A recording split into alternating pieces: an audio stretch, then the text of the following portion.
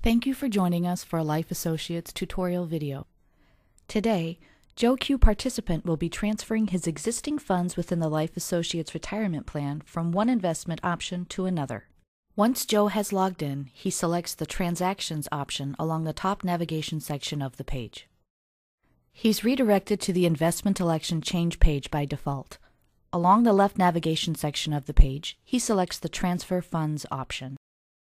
Joe is now redirected to the Transfer Between Investments page. Here, he can see his current investments and select new options to transfer his funds into.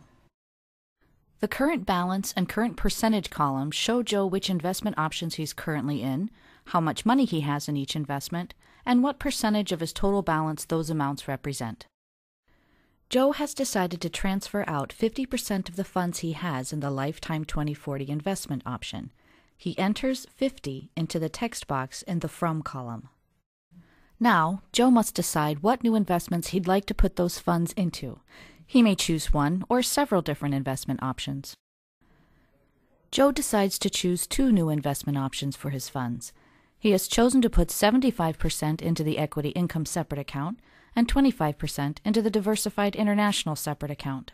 Please notice that even though Joe only chose to withdraw 50% from an existing investment option, his new choices must always add up to 100%.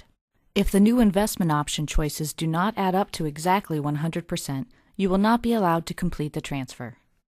Joe verifies that his new investment option choices do add up to 100% and submits his transfer. Joe is directed to a page allowing him to review his transfer before he executes it.